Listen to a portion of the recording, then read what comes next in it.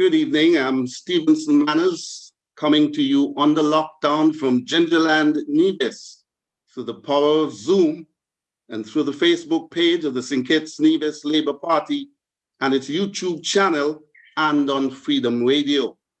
This panel discussion in the first in a series organized and sponsored by the St. Kitts-Nevis Labour Party, the Federation's oldest political party, dating back to 1932. Tonight, I will be joined by a distinguished panel of 4 across the waters in St. Kitts to discuss the world's most pervasive topic, COVID-19, but specific to St. Kitts-Nevis, under the caption, Living in a COVID Environment. Joining me to dissect the topic will be Dr. Terence Jew. Dr. Terence Michael Jew is a caring community activist who grew up in Upper Monkey Hill, St. Peters. He's a specialist in internal medicine, a diplomate of internal medicine, and an associate professor of medicine. In 1998, Dr. Jew was among 25 nationals of St. Kitts-Nevis who received a scholarship grant from the Republic of Cuba to pursue degrees in the areas of engineering, medicine, dentistry, psychology, architecture, accounting, and economics. Out of a desire to combine his love for science and working with people, he chose to become a medical doctor. After 7 years of studies in the medical field, Dr. Jew graduated with first-class honors from the Institute Superior de Ciencias Médicas in Santa Clara, Cuba, in the National Internal Medicine in-Service exam. Upon returning to his homeland, Dr. Jew worked as a general practitioner at the Joseph N. France General Hospital and also from his private practice. In 2010, Dr. Jew journeyed to the United States of America to pursue studies in internal medicine at the Paul Foster School of Medicine. And in June 2013, he graduated as a member of the American College of Medicine and American Medical Association. In 2016, he was named a diplomate of the American Board of Internal Medicine. Dr. Jew's many other achievements include National Medal Award for Youth Empowerment in St. Kitts-Nevis, past medical doctor of the St. Kitts-Nevis Football Association, past member of the National Committee for Prevention of Drug Abuse in High Schools, St. Kitts 2007 to 2010 Search and Rescue Certificate from World Health Organization, WHO, and a certificate in football medicine from FIFA.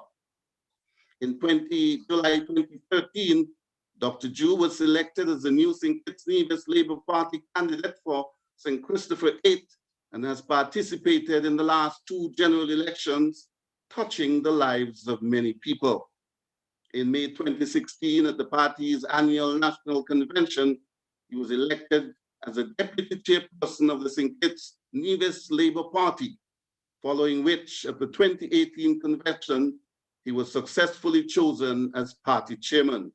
He still serves in that capacity. His hobbies include reading medical literature, gardening, and rocking, like me, to reggae music, especially that of Bob Marley, who we see in the background. We also have tonight veteran parliamentarian, retired politician, G.A. Dwyer Astafan, former Minister of Tourism, who has helped to pilot a successful cruise industry on St. Kitts. That industry has been hobbled for the past 15 months. By profession, he's a lawyer, a sports administrator, one-time band member, and manager and social commentator. Next, we've got Glenroy Blanchett, educator, calypsonian and calypso writer, politician, and of more recent vintage, an author of the must-read, The Life and Times, The Truth About Robert Llewellyn Batcha, our first national hero. And finally, the rose among the thorns from the rural village of St. Paul's, a young, brilliant female academic and vibrant senator on the opposition benches in the national parliament. We are so happy that you've been able to join us at home and across the diaspora. We're going on many platforms, of course, the YouTube channel, the Facebook page of the St. Kitts-Nevis Labour Party, and of course, on the very popular Freedom Radio. It is an interactive program, and you will be able to join us, but let me tell you a little bit about the format. We'll present, each presenter will be given 7 to 10 minutes to make an opening statement. We'll go in twos. First, we will go with Dr. Ju, and he will be followed by G.A. Dwyer Astafan. And then we're going to have a 20-minute segment in which I will interact with them, and you in the audience will be able to interact as well by sending your comments, your questions, and please preface your questions with the word question, and we will share those with our panelists. When that is through, we will go to the second pair of panelists, Glenroy Blanchett and the beautiful Dr. Joyelle Clark, and then we'll have another 20-minute interaction. And at the end of it all, we'll give them 2 minutes to wrap up, and then I'll put the wrap on tonight's proceedings, which promises to be a very exciting one. You couldn't have done a better thing on this Friday night under lockdown and in a state of emergency than join us here for this very informative program. Now, St. Kitts and Nevis, like the rest of the world, has been buffeted by the worst pandemic since the Spanish flu of 1918. Here in St. Kitts, since March of 2020, we have seen border closures, curfews, stay-at-home orders, hard lockdowns like we're having now, and the closure of all schools. Our economies have been spiraling into deep decline. The federal government has had financial buffers due to the CBI inflows, but as Premier of Nevis, the Honorable Mark Antley has said repeatedly, the NIA is running on fumes. We have lost many jobs, livelihoods in the tourism industry alone, over 5,000, and thankfully only 3 deaths. The last 6 months have been extremely taxing, even though the mental health of the nation is less measurable. There are some markers along the way. February 22nd, rollout of the vaccination program. Some say the approach in achieving herd immunity has been heavy-handed by our government, even coercive. As a matter of fact, I got several calls today as I prepped for tonight from employees of TDC asking that I should ensure that on the agenda tonight would be their future. They face a very uncertain future starting Monday because of the policies of that company, which operates in both St. Kitts and Nevis. Then, of course, there was May 9th, the cases of 46 and 47, the mysterious hotel worker and the Argentinian man. Most people think those numbers should be reversed. It should be the Argentinian man at 46 and the hotel worker at 47, because after all, our borders were closed. And he was coming from a country in South America, which was on the red list. Of course, that led to community spread, and the numbers have spiraled, skyrocketed. I haven't seen today's dashboard, but as of yesterday, there were over 420 persons, 18 on Nevis. Those are unprecedented numbers. And then, of course, our worst fears were realized when we heard, and it was confirmed, that among us is the Lambda variant, more virulent, more transmissible. And you know, tonight, with all these issues and more, we have come together to discuss what has befallen over these last 15 months, our land of beauty. Thank you for joining us tonight. Sit back and relax. We're going to have a very good evening we will share very important information with you. Our panelists will, the first up, the opening batsman and veteran, I'm going too fast, Mr. Dwyer. You're second. Our opening batsman, I don't know if he has pretenses to being a cricketer, but he'll bat first tonight. Chairperson of the St. Kitts-Nevis Labour Party, Dr. Terence Jew. You're up for your presentation in 7 to 10 minutes.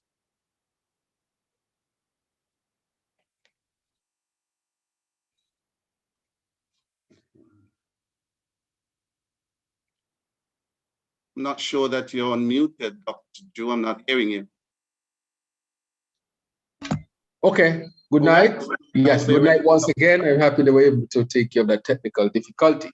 I want to say good night to you, the host, and I want to thank you for your kind words of introduction. I want to acknowledge the other panelists who are here with us tonight, who are persons who in their own right are experts. And so it gives me great pleasure to be worthy to sit among them. I want to say good night to all those who are listening and to welcome them to this first in a series of panel discussions hosted by the St. Kitts-Nevis Labour Party. I think that these discussions would, of course, set the pace for what would be meaningful engagement of our citizenry so that we can be so informed and so educated through listening, interaction, learning from each other, so that we can create that ever better St. Kitts-Nevis where we all live. Let me say from the onset to those who would have lost members of their families, the communities to COVID, I want to extend my sincerest condolences. And it's a difficult time even now for those families. And I want them to know that we here in the St. Kitts-Nevis Labour Party, we do extend our support. And for those who are ill with COVID, we wish you a speedy recovery. And for those who have recovered thus far, we are thankful to God that you have recovered. And with that said, I think that the people of St. Kitts-Nevis are now saying it is time to move on. How to live with COVID-19. Mr. Manners, in your opening statement, you made a fundamental point, how we got to this point because of a failed protocol. And subsequent to that, I think people are to some extent downplaying the seriousness of what took place with the spread of the Lambda variant. Many studies are still going on with this variant and how it responds to vaccine. Nonetheless, we are where we are, and people are hurting. And how do we move on? I would like to say that the state of emergency, from my perspective, is not totally justified in this instance. People's rights are taken away, and I think it is not justified because the Public Health Act can achieve many of the things that we are seeking to achieve here here dealing with COVID, and that is the first instance. But secondly, one of the other things that's hurting people, and I think it was alluded to, is the fact that people are being forced to be vaccinated. I want to say from the onset that I'm a medical doctor and I support the science of vaccination and will never ever be anti-vax. However, people must not be forced into taking a vaccine. There is a fundamental error with that.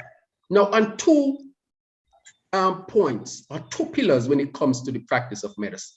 The first point is that if you are going to introduce any type of chemical, substance, whatever its makeup is, into the body of another human being that can alter their whole physiology and biology, consent must be given.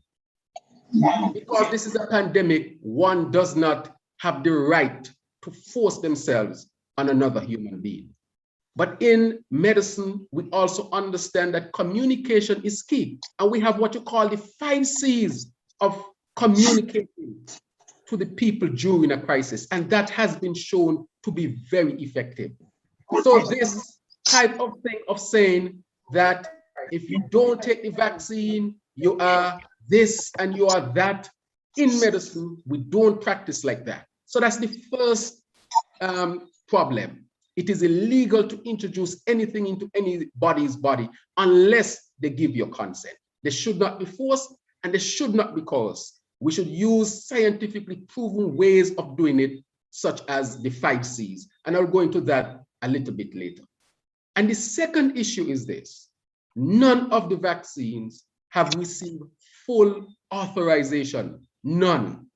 None, neither the Pfizer, the Moderna, the AstraZeneca, the Johnson & Johnson, the Novavax, or the others, and even those that are being developed. None has received full approval, which means that they're still undergoing some sort of scientific research to some extent.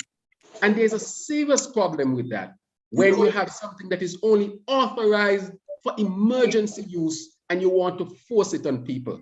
Again, ethically, medically, ethically, it is wrong. And I am very sure that legally that too will be wrong. Because if you were to go to court and any expert medical practitioner, virologist, immunologist, or persons who study in these fields were to present in court, I think they would clearly say that to actually force anybody to take any type of treatment that is only approved for emergency use, that cannot be doing justice to that patient or that person at all. So what are the things that we can do to move forward? One is that we must have extensive testing. And I have called for that since last year in 2020, when the breakout occurred first.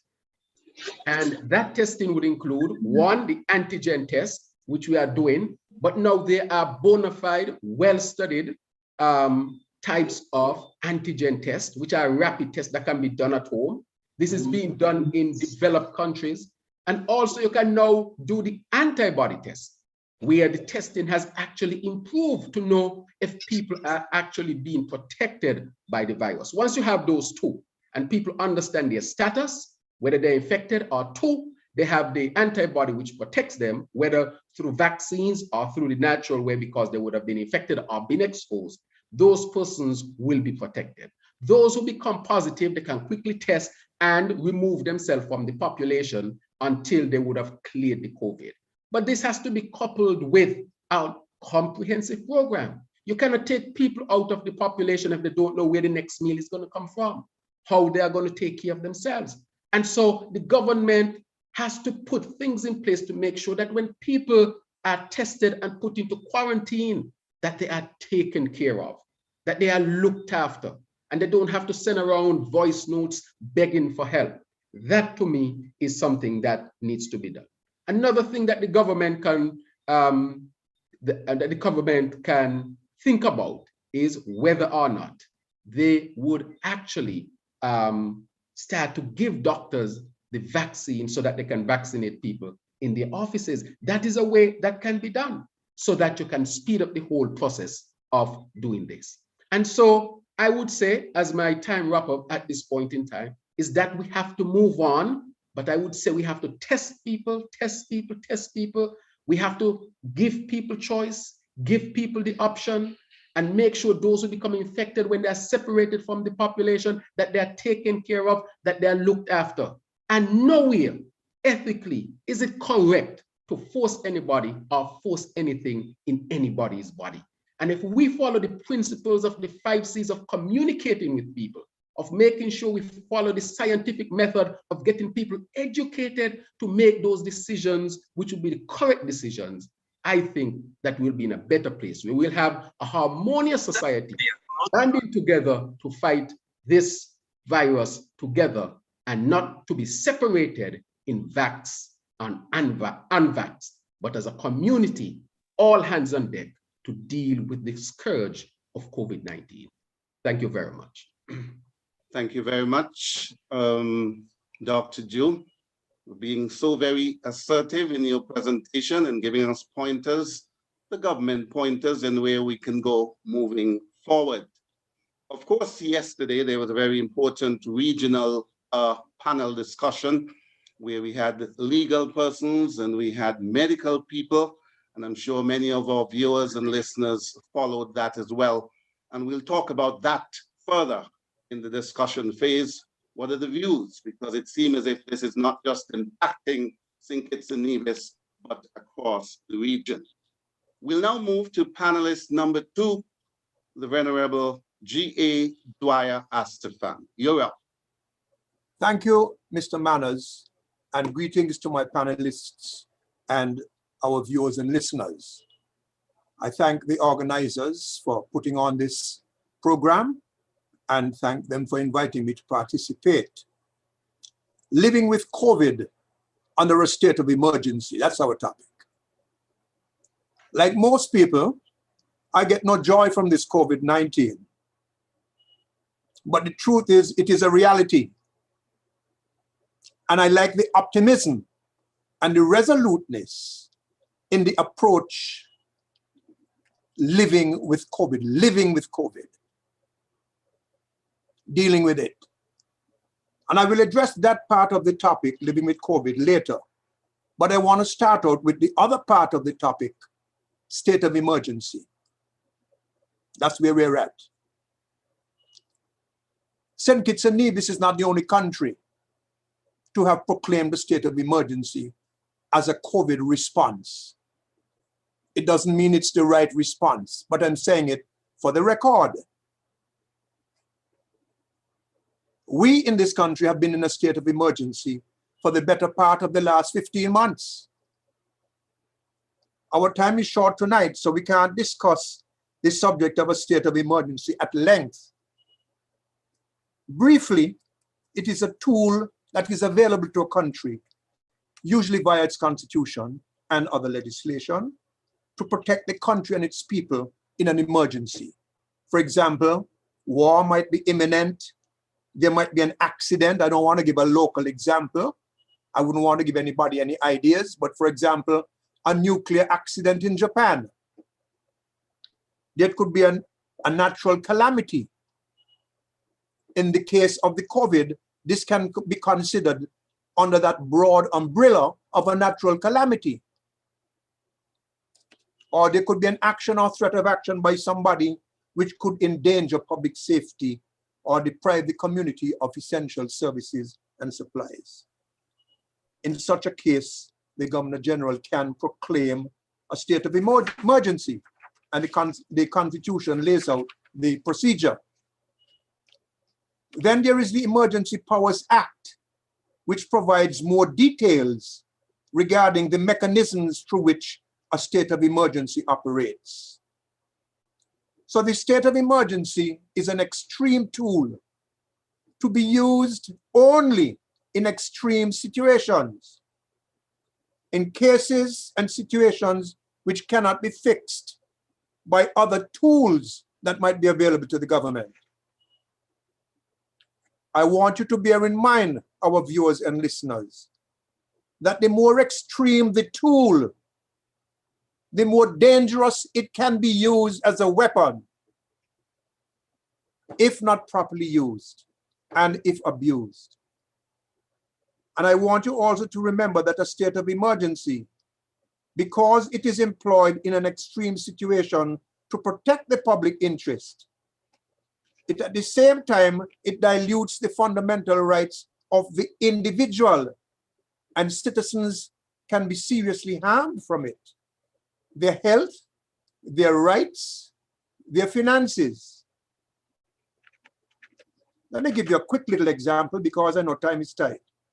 It is rumored that the country is opening up or the restrictions are easing a little bit on Monday.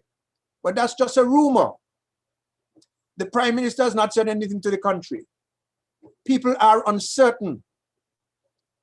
If you went to the supermarkets today, I am sure you'll have seen at least one person having his or her credit or debit card declined.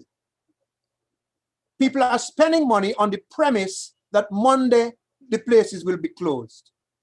Some people are spending their last $50 or $100. that is a reflection of the high level of anxiety and trauma that people are enduring, which is eminently and easily avoided. Mental punishment being meted out by the leader of the country. I would not say he's intentional, but the result is the result. In a state of emergency, your rights are compromised, and the security forces can take liberties with your rights and abuse your rights. We've heard audio tape to suggest that that may have happened at least once. There are restrictions that can be placed on you under the Emergency Powers Act if you're publishing anything orally or in writing, whether true or false, that is intended or is of such a nature that is likely to be prejudicial to public safety. And who makes that decision? Some authority. Prohibitions on intimidation. Who determines whether you are intimidating? A public authority. So it's a tool, it's an extreme tool. But we all know that tools can be turned into weapons. And the more extreme the tool, the more extreme the weapon it can be turned into. So I want you to bear that in mind, our viewers and listeners, and take the time out to read the Emergency Powers Act. It is chapter 19.02, and you can get it online at Law Commission, one word, .gov.kn. So the question is, do we have any other tool that could have been adequate to deal with COVID? Dr. Drew just said the Public Health Act. Chapter 9.21, look that one up too. lawcommission.gov.kn. Under the Public Health Act, the minister, with the approval of cabinet, can make regulations. And here are some of the things the minister can do. He can make regulations with respect to the following matters. I won't name all, Mr. Manners. In relation to the prevention, treatment, mitigation, and suppression of disease. The removal, isolation, or keeping under surveillance of persons living in localities which are declared by the minister to be infectious.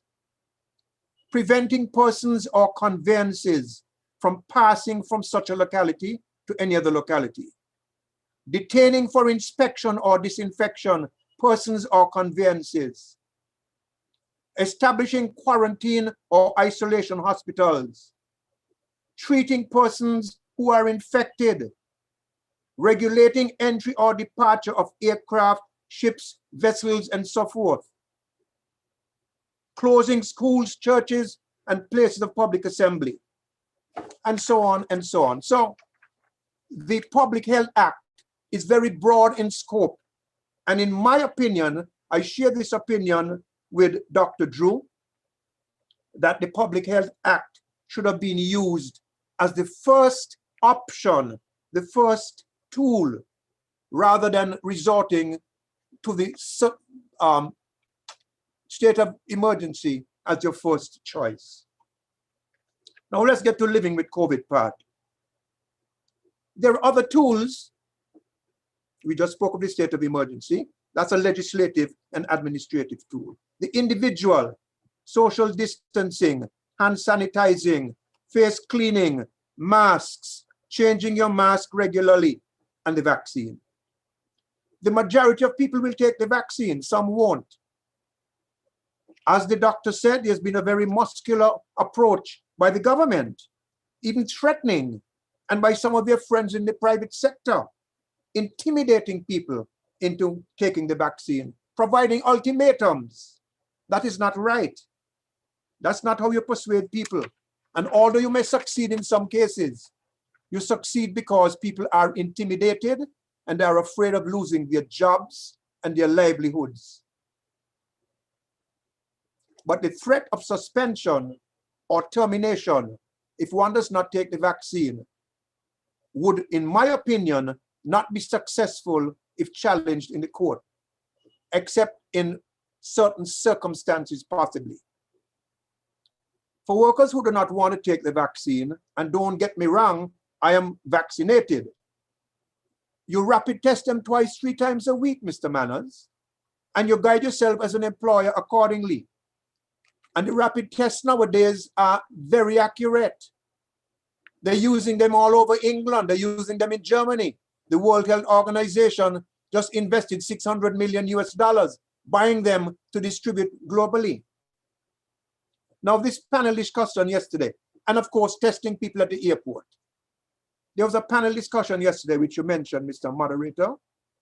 Dr. Figueroa, leading public health figure, not just in the Caribbean, but globally, he cautioned against mandatory vaccinations at this time.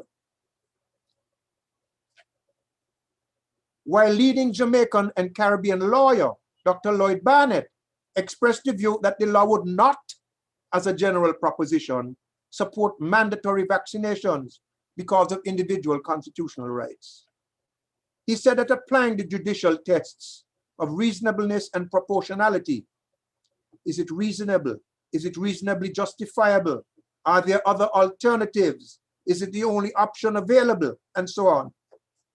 He was opposed in this debate by Trinidadian law professor, Dr. Rosemary Antoine Bell. I think that's her name. But in the end, I think she conceded that a challenge to dismissal because of refusal to take the vaccine would probably not succeed in the courts. So employers in St. Kitts and Nevis who are looking to be muscular with their workers may need to rethink what they're doing. And how will a court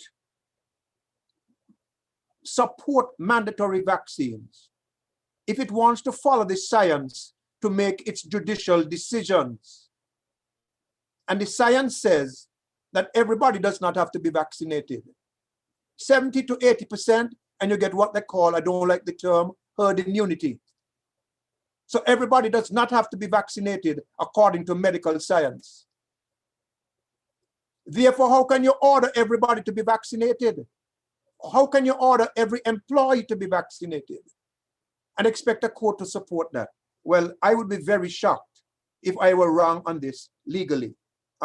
So those employers in St. Kitts and Nevis who are being muscular about it need to rethink what they're doing, in my opinion, and consider that their attitude to and treatment of their workers, apart from having a harmful effect on their workers, could have a harmful effect on them because people do not have to shop there.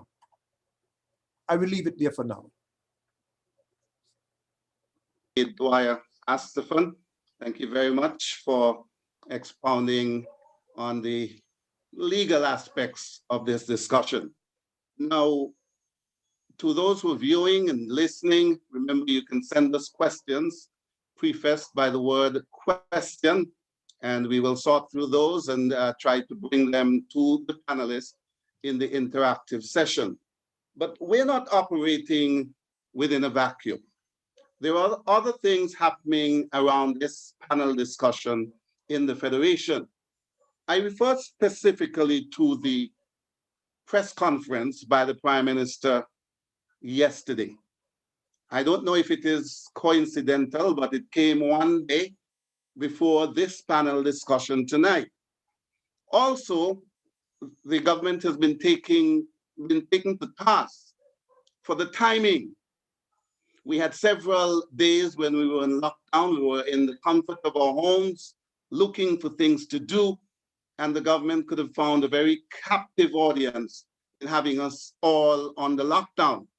Instead, it came yesterday at a time when everybody was scurrying about trying to get things from the supermarket or simply trying to clear their heads.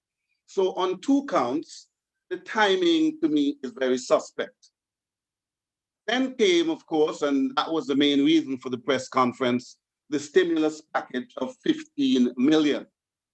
We heard the Prime Minister over the moon about the recent IMF statement. Of course, in 2018, he was not that aplomb about it, but obviously he was very happy what the statement said about St. Kitts and Nevis. one of the very troubling matters, I hear it on the street, people call me, they ask me about it, is the lack of information of what will happen in the coming days. I suspect the Prime Minister will be back tomorrow night, Sunday night, because in the past he has come at the 11th hour. But I've seen many Facebook posts, many people have asked me on the street, why yesterday he could not have brought that message. So we have a level of comfort, and Dwyer, you referred to that, increasing the level of stress. Now in the UK, for instance, which has had one of the hardest lockdowns in the world, they started to ease in March.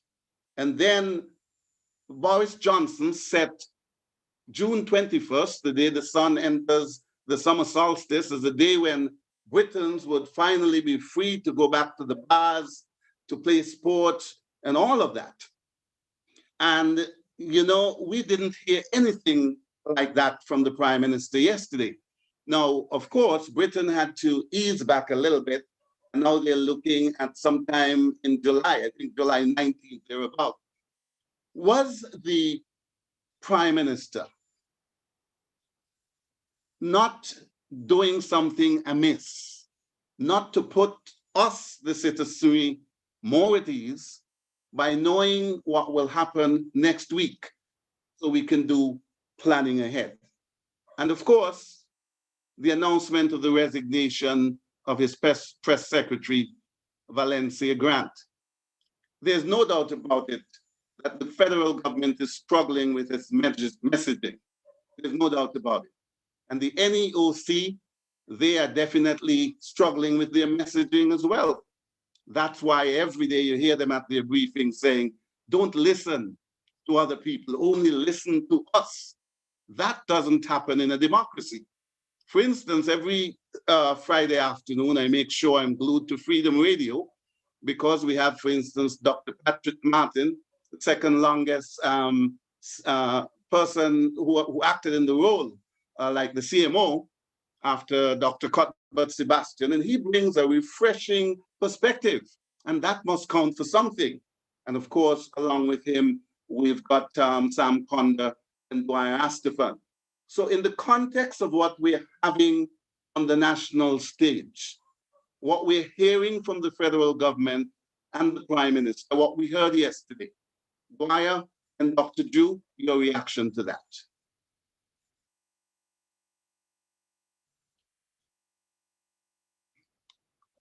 Dwyer, I think you need to unmute.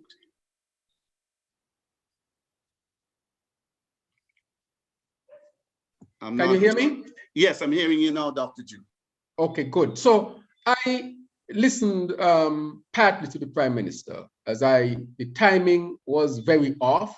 It was obvious that it was a rushed type of press conference, that's one. And secondly, to have heard about the resignation of his press secretary tells me that there is a lot of issues with communication. I have said from the beginning that, especially last year in 2020, and I want us to be reminded of what took place. Remember that the first type of briefing that took place regularly on COVID was really myself, Dr. Patrick Martin, we had Dr. Caroline Lawrence, and we had Dr. Archibald. And in those settings, we asked that the government really look at communicating with the people on a regular basis. And the NEOC came in after. So I'm happy that they took the advice with respect to that.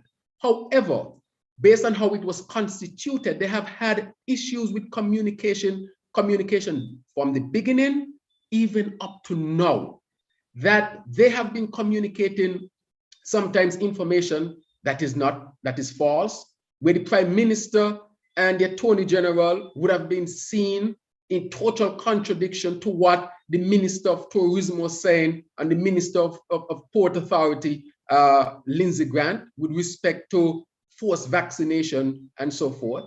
We have seen where you were told one thing, and then the Prime Minister tried to say that he did not say that. The Prime Minister is the one who said to companies to insist that their workers take the vaccine. And then he tried to backtrack it by saying he did not say that. But luckily enough, we had the tape and both tapes were circulated, and the Prime Minister was caught in a lie. So when you listen to the Prime Minister yesterday, and for the things that you pointed out, the miscommunication, the putting together of the things that would be important to the people of this country, you see that all those things are missing. And one of the markers that tells me that the Prime Minister has lost control of the communication is the fact that he has to now force people into taking a vaccine, when we know that there's a scientific method of how to communicate that, which we call the 5 C's. And I want to say to the companies who have bought into the whole idea that to get people to do that, what they think is right is to force them. I want to say that to them that it's ethically wrong. It is morally wrong from a medical perspective. No medical practitioner will support forced anything in medicine, and we will not support separation of people. We will always seek to bring people together, just as what took place in the AIDS epidemic, when we said you cannot discriminate against people with AIDS. You have to bring them in, and in that way, you can deal with the AIDS crisis. So when I see people talking about separating vaxxed from unvaxxed, I cringe. The few here on my head now stand up, because I can't believe that is the direction in which our country is going.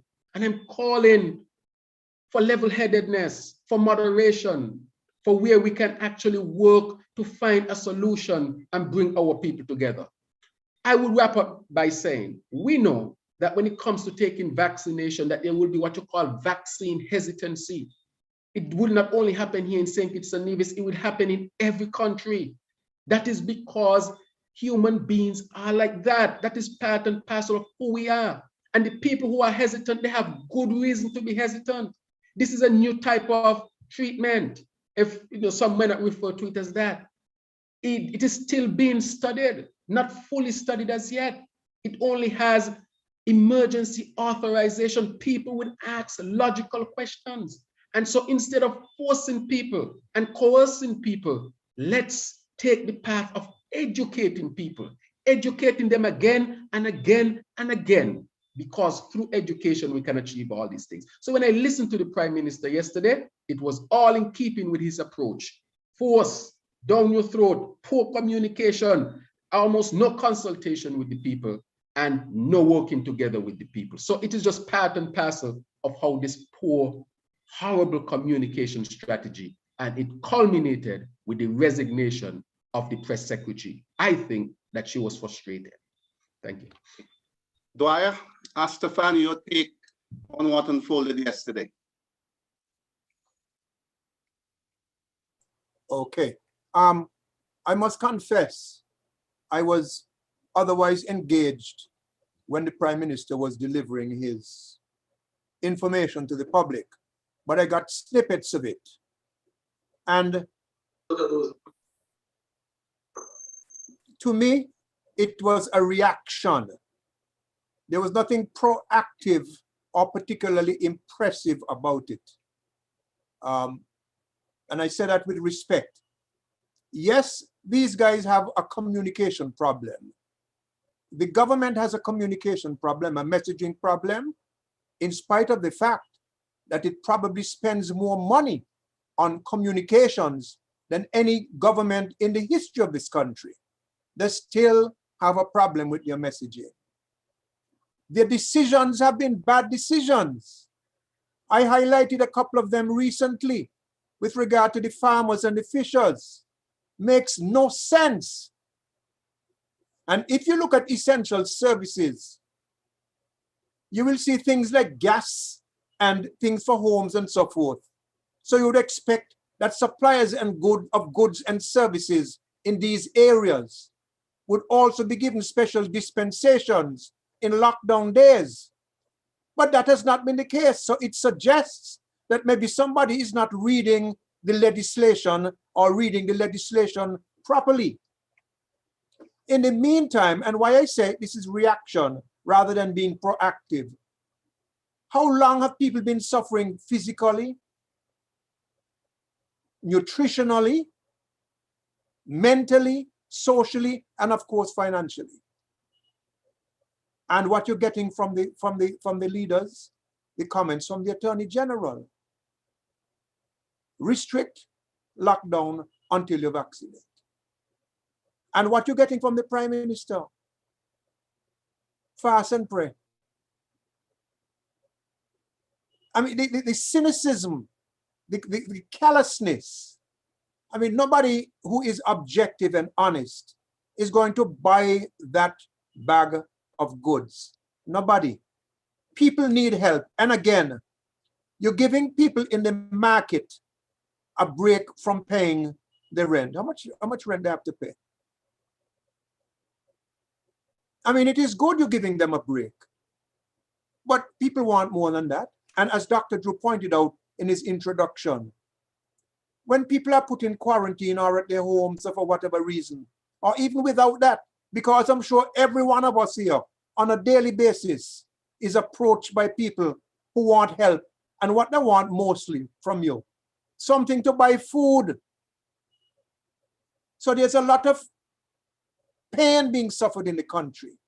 And so these occasional presentations of gifts, taking the people's social security money, again, with this thing with Rams and Value Mart, to me, that is a bad move. Of course you want to help the people. Isn't it best maybe if the farmers and the fishers and the small shops get some of that money as well? Or maybe even better, give the money to the people, let them spend their money where they want to spend it. So the thinking, the decision-making is less than erudite, Steve.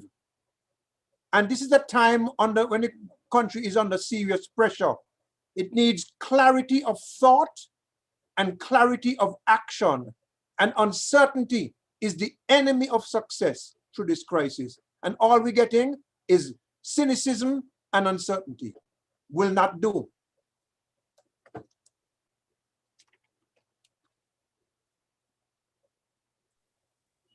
Dr. Dew, your colleague, Marcel Liebert, has coined the phrase, ease the squeeze. I couldn't help but notice that one line in the stimulus package announced yesterday was geared towards battered women. I know it's difficult to quantify. We have all felt the pressure. Some people have had depression, brain fade, brain fog, all sorts of things these past 15 months. How bad is the mental state of the nation? Right. So that is an excellent question, because last year when I used to host the COVID briefings before NEOC to educate the population of St. Kitts-Nevis, we had brought on Dr. Sharon Archibald, who is a colleague of mine who works in mental health, to deal then with the mental health issues, because I think that they were being overlooked.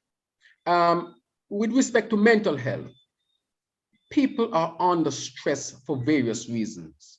One, they're out of work and their bills are coming in. I see persons who have bank signs on their homes.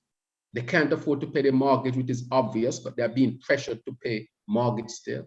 People can't afford to pay for the electricity, the cable, the water. Some people have difficulties buying Pampers, children food, and so forth. And as a result of that, people are stressed because they cannot meet with their normal necessities of life. And so that, to me, is the most burdensome of the whole COVID-19 for us. I have said and have witnessed that people's blood pressure going up, blood sugar out of control, heart attack, strokes, cancer that were under control becoming uncontrolled. And that can be attributed to, among other things, stress. And the government did not respond to the stress that people would be going under. They locked down people without food. And we said that last year. Remember, we had a program during that time where we said we'll convert campaign funds into buying food for people. At least they should have food to eat. And then again, we see how long it took for the government to implement a stimulus package again, after the Labour Party would have asked for it in Parliament, after people in the community would have been asking, what is the government doing? We are hurting, we are suffering. And so they came reactionary, as was pointed out by Dwyer, and try to put a hurried stimulus package in place. And so the stress is really great.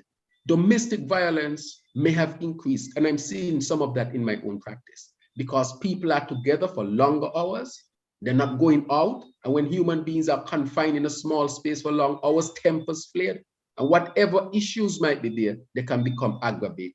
And so that is a serious issue and must be addressed, and should have been addressed from the beginning and not addressed at the end when you are ready to open back up the country.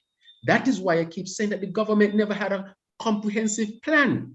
And so the issue of stress and domestic violence was totally overlooked by the government. And so at the back end now, the government is now trying to say that they're doing something by just mentioning it without giving a comprehensive approach of how they will deal with the issue of stress and domestic violence. However, it is a serious problem, Stevenson, and I want to say to our people that if we have anybody that we know is stressed, let's be there for them. Let's help them. Let's band together as a community. Let's see what we can do, all hands on deck. If we know people are suffering in their homes from domestic violence, let's reach out to them.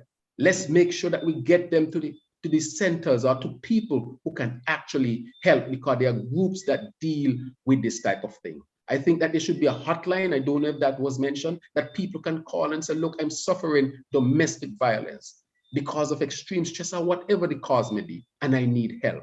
That should have been from the beginning. That was mentioned as a suggestion. And of course, the government did not take it on board because it did not come from them. And that is why not having an all society approach has hurt us, even in dealing with the domestic violence. However, that too needs to be addressed, and we should all work together to deal with it. So I yet to see a comprehensive plan from the government of how this will be dealt with, but it's very little, but it's better late than never, but it's very little. And had the government listened, this problem could have been stemmed from the beginning.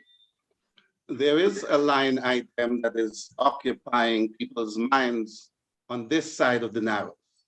The Prime Minister said yesterday that he is promoting referrals from bills, electricity bills with Skellig. Now, we know that over the last 5 years, the Nevis Island administration has been sort of subsumed with the federal government. Only since the last elections of June 5th, the fractures have become a little wider.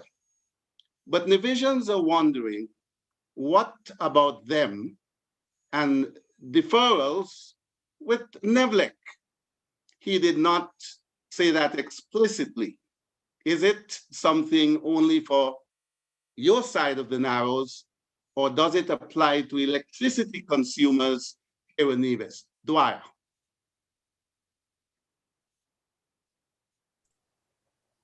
Well, I would have thought, Steve, that the Prime Minister would have engaged the Premier of Nevis before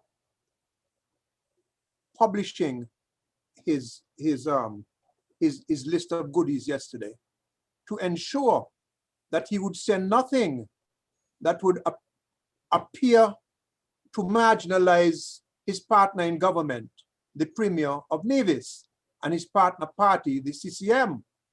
And I would hope that he would have taken steps to ensure that the consumers in Nevis would get some sort of relief as well. However, the federal government would structure the arrangement so that it would not appear just to be a St. Kitts thing. The federation is St. Kitts and Nevis, and everybody needs help. We know the federal government has lost a lot of revenue. We also are told that they've been operating with surpluses, and despite the difficulties, they're earning money from the citizenship program.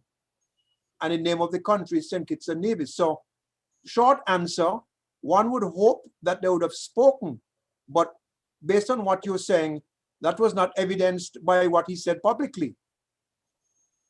So I don't know. I do hope that relief comes to Nevlec consumers though, but the federal government may have to help in that.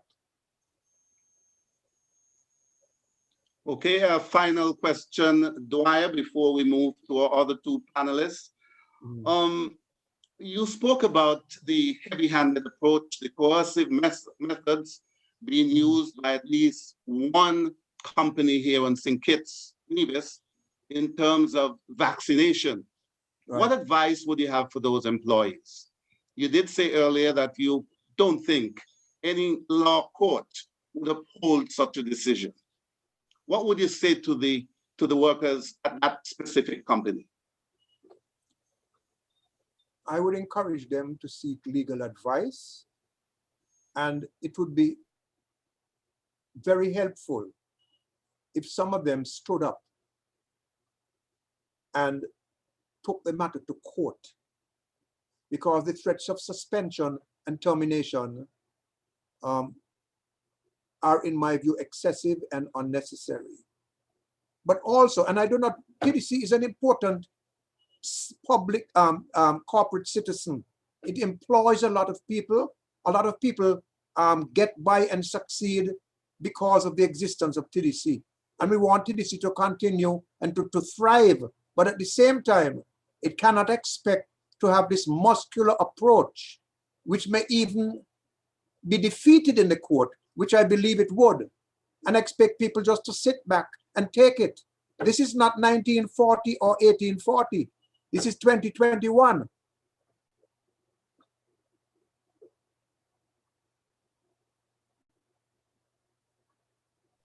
Thank you very much, Dwyer. I know that our other panelists must be licking their chops. We're at the top of the hour. It's 8 o'clock.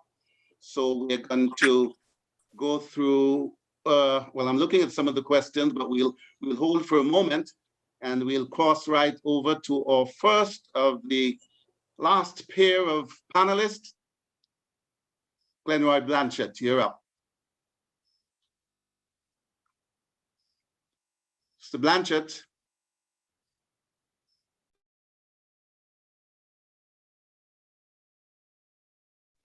I think you have to unmute your microphone.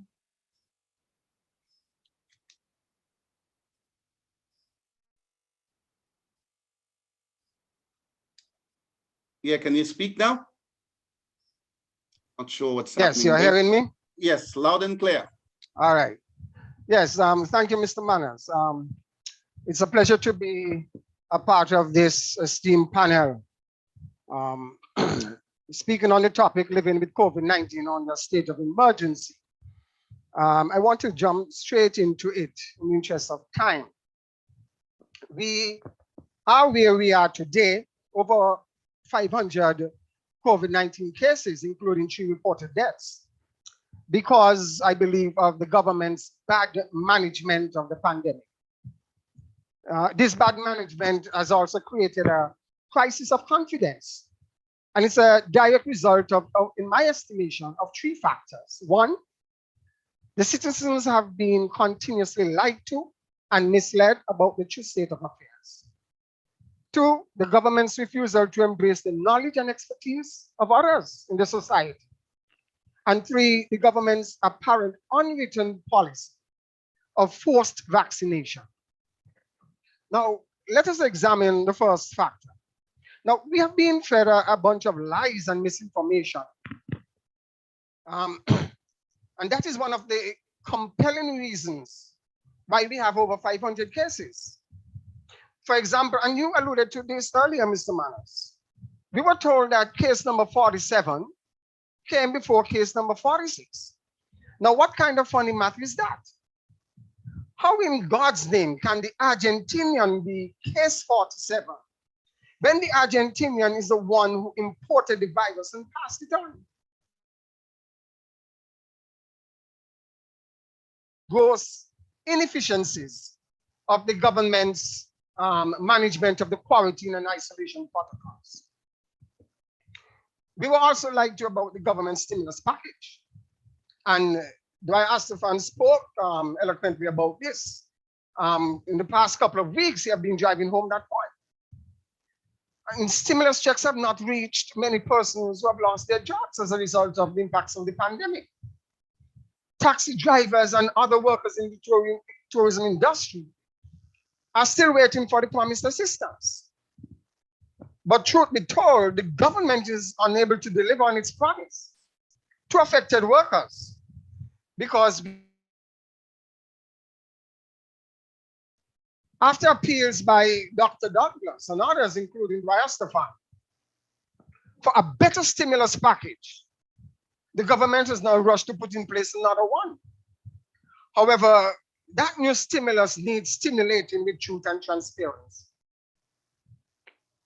Secondly, the government has politicized the management of the pandemic. We hear all kinds of fancy talk about an all-society approach.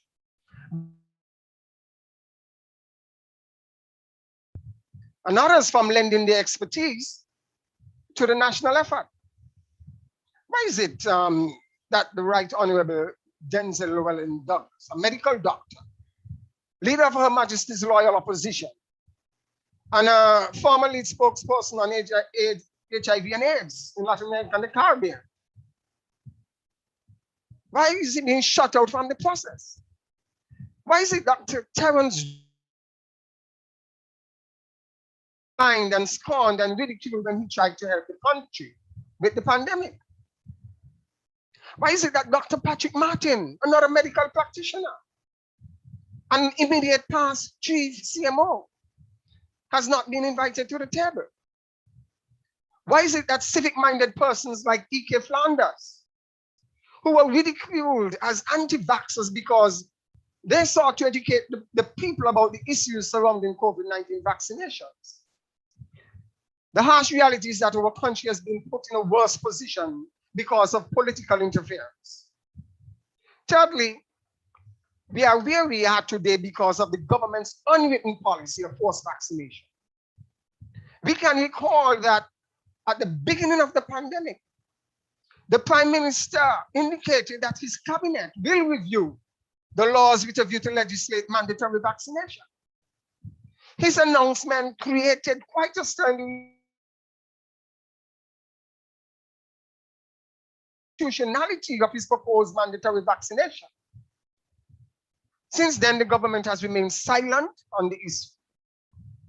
However, the government has surreptitiously supported mandatory vaccination policies of statutory corporations and private sector companies. We are all too familiar with the uncomfortable position that the Attorney General was placed in when SCASPA issued a memo to its employees about mandatory vaccination.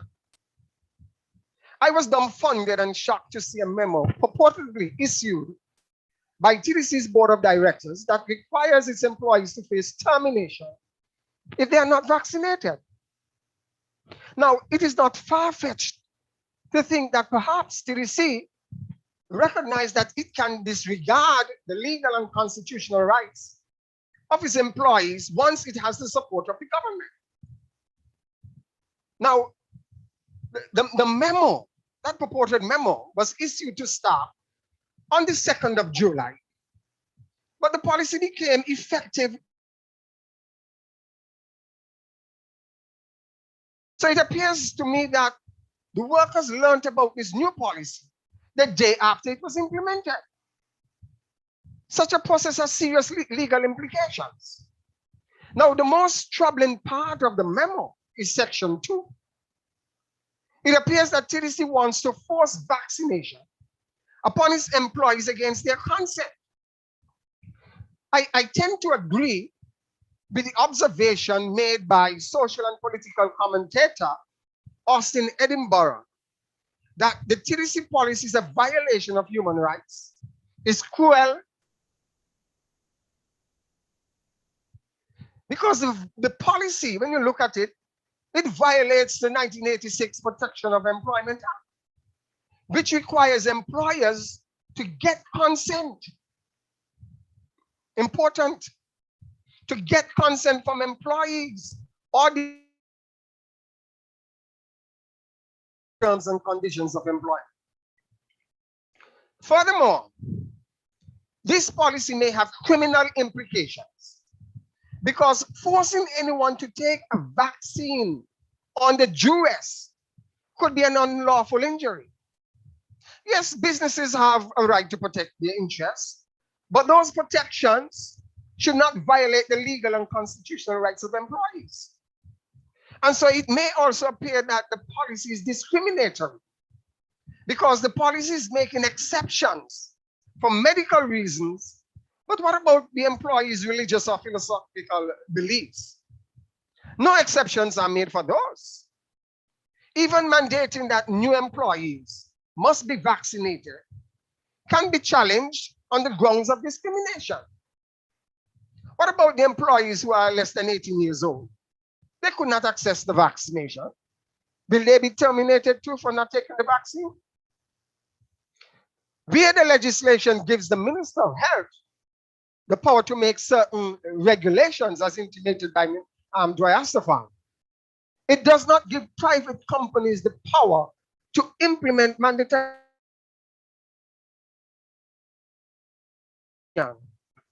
TDC's no jab, no job policy is open to litigation risk. TDC has no statutory obligation to vaccinate its staff. TDC has not provided any reliable data to show that mandatory vaccination is a proportionate method of dealing with the risk posed to staff and customers. TDC has not shown what other options are available. TDC has not shown that the government's recommended non-pharmaceutical measures, such as social distancing, wearing of masks, sanitizing hands, and working from home, were insufficient to mitigate the risk of COVID-19. Because the government has already stated that non-pharmaceutical measures offer protection against COVID-19. And so sadly, in all of this, what is critical here, Mr. Manners, is the government's silence. The Minister of Labor is silent. The Department of Labor is silent. And so it's the burning shame. Who can the CDC employees turn to for justice? This no job, no job policy needs to be challenged. And as Dwyer said, the employees need to seek legal advice if their services are terminated as a result of the shameful policy. I want to commend Pastor Duport for making his impassioned plea for the protection of TDC employees. In the sight of God, and that no government should uphold it.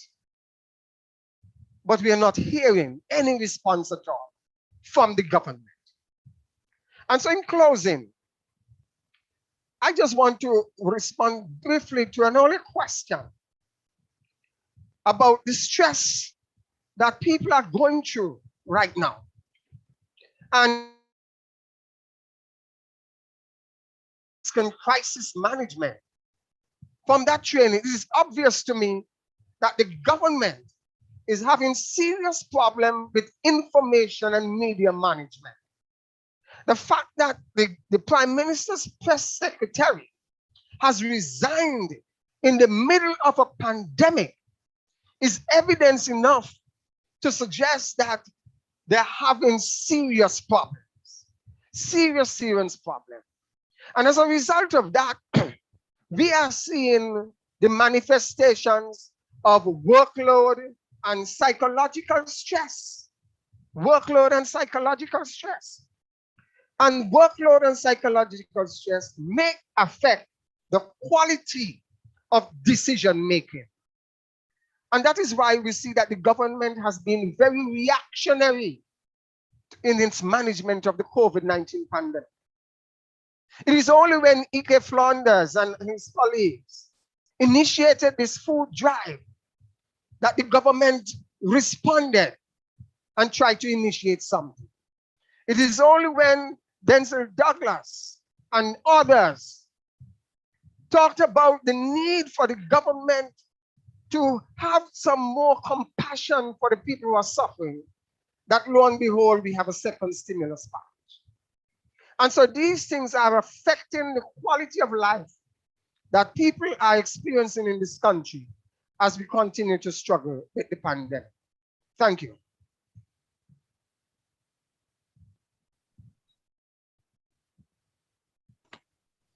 Thank you very much, Mr. Blanchett. You've been very forceful as you've been in your new book about Robert Llewellyn Blatcher. It's an extremely good read. And as you said, the Minister of Labor in St. Kitts-Nevis has been very mum. I have heard statements made by ministers of labor in Trinidad, Barbados, and other Caribbean countries. And this silence from our Minister of Labor is deafening. Dr. Joel Clark, you've been very patient down there in St. Paul, St. Kitts. Now join us with that melodious voice of yours. Good night. Good night, and thank you so much for having me. That's the SKNLP, and I am actually delighted to be here with my colleagues this evening, all who have proven just by virtue of being here, and also to the listeners, that silence is not an option when it comes to matters of public health, public food security, and the maintenance of sustainable livelihoods for all residents of St. Kitts and Nevis, regardless of your political affiliation. Now, briefly, I want to speak on three things, and they're going to be a little bit, they will echo what has been presented by the panelists this evening, because these issues are so critical to people's lives and people's livelihoods. Now, first, we have to question optics versus substance. Secondly, reinforce the fact that silence is not an option. And thirdly, ask ourselves, where do we go as a country? Now, optics versus substance. Reactionary seems to be the adjective for the government this evening. Are we okay with this reactionary response by the government, always waiting until their current obsession, Dr. Douglas, says do this or do that to present something to the nation? And even though we are very welcoming of the additional stimulus package, many of us have to ask ourselves, is this too little, too late? Is it even believable? Is the majority of the population that is suffering being well served by these offerings? Let's think of the informal sector, for example. Now, what coverage is being provided for the informal sector, which most of us, if we just do the calculation in our heads, we have at least one family member who significantly contributes to our household through their livelihoods based in the informal sector. So let's give an example, for example, the relief for bus drivers. Many of us know that the situation, well, at least if you pay attention, that the situation with many bus drivers on the road is that a sort of subletting. There's an owner of the bus, but there are drivers of the bus. Now, the $400 that goes towards the owner of the bus, what happens to that driver who has been out of income for over 4 weeks? 2 weeks, definitely, limited income every time we open up, and operating where you could only carry half the capacity of your bus, and you have a family to take care of. The thing is, when we have to question the believability of the stimulus package offered by the government, is when people are still waiting on their first stimulus package, you are going to find it very difficult to get people to accept that the second one will be forthcoming, that there will not be any political biases associated with the distribution of relief to those who are most in need. Are we simply jaded and ambivalent because we recognize that this government, having had 1 year, let's give them 1 year, even though it's really about 18 months, to really prepare our country for living with COVID-19, they have failed to do so? I also have to question, and this is the people of St. Kitts and Nevis, we're questioning, why does it always have to be a poll and serve approach? You poll people, you serve them. You put something out there on social media, and then you decide, yeah, this is what we're going to do. The government needs to be proactive. The government is in government to plan and to serve, not question and poll, and then decide this is what it's going to do. Now, for me, not just as a woman, but as someone who is an activist for gender empowerment and who has already spoken about the importance of managing domestic violence issues, we have to deal with these issues of intimate partner violence or domestic violence or gender-based violence more seriously. An entire stimulus presentation, and the only comment here is, and social services will provide support to battered women or to women. It's not enough. It does not suggest that the government is planning. Another thing, when it comes to optics versus substance, I don't know for what is the motivation behind this wait approach to communicating with the people of St. Kitts and Nevis.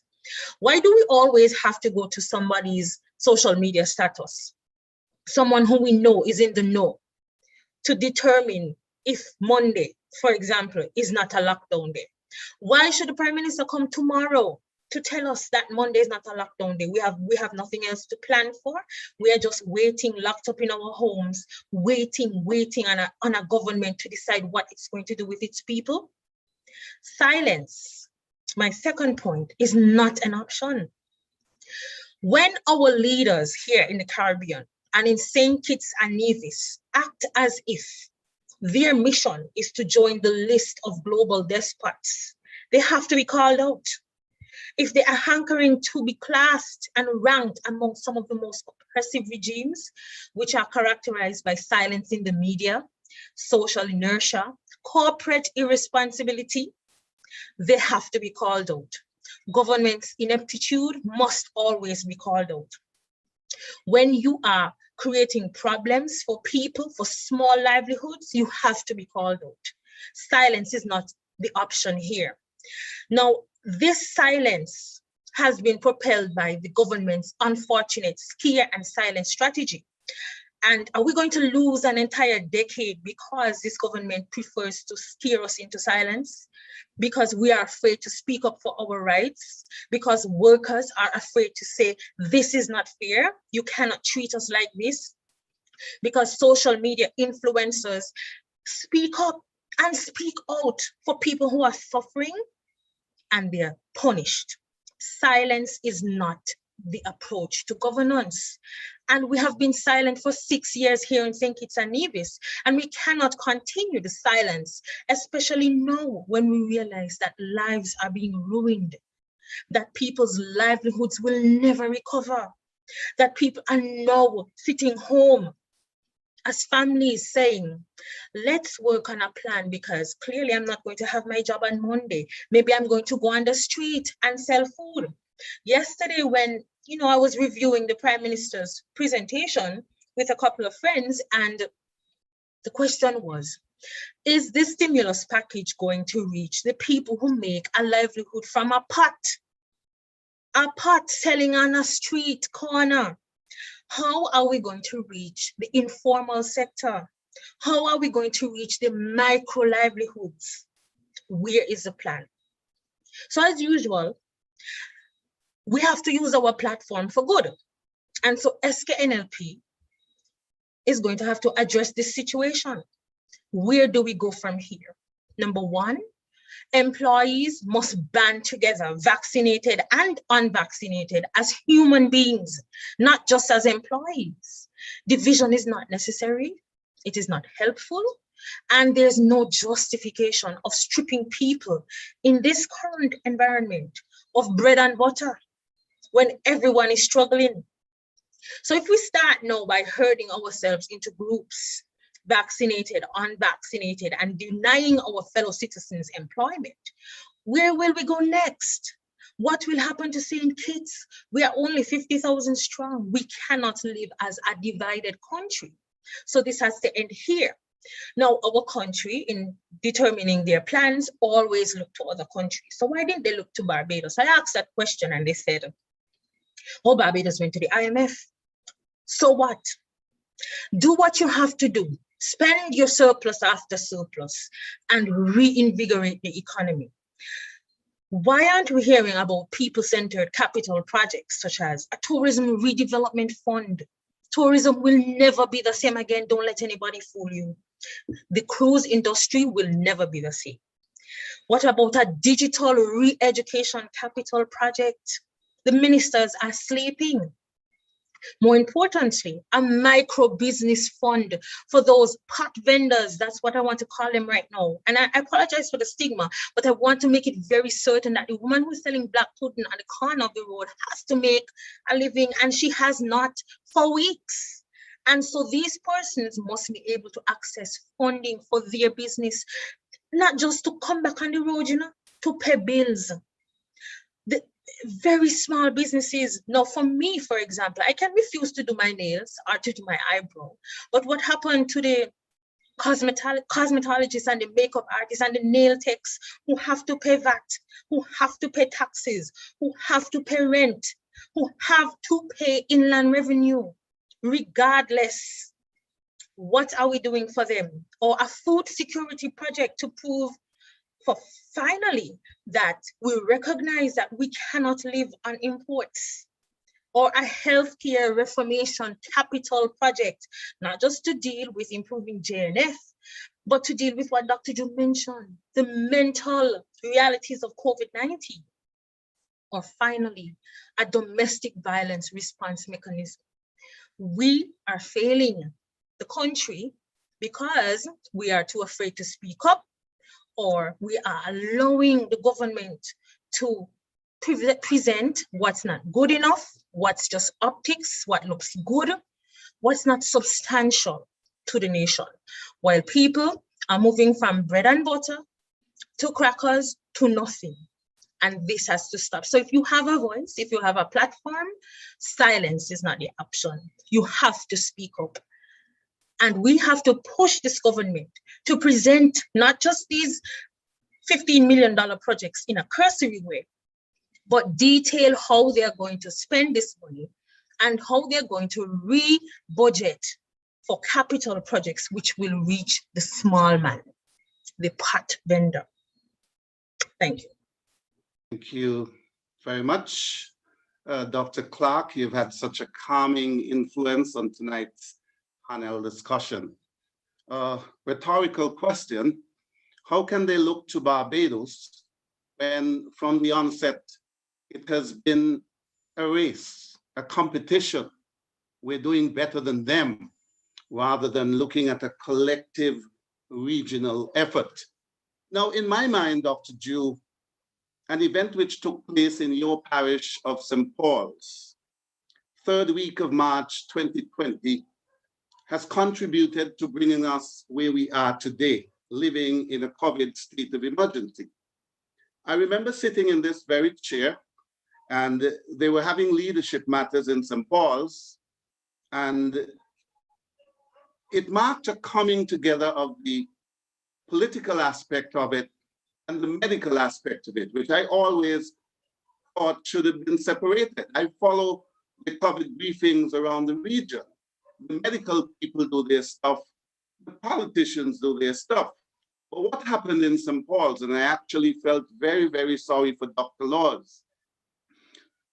She was always, and Dr. Wilkerson as well, they were always allied to the politicians. It was at a time when the government was apparently seeking an opportunity to have an election. And so leadership matters, to my view, was used to demonstrate that we can manage COVID well, and so we are best placed to manage the country.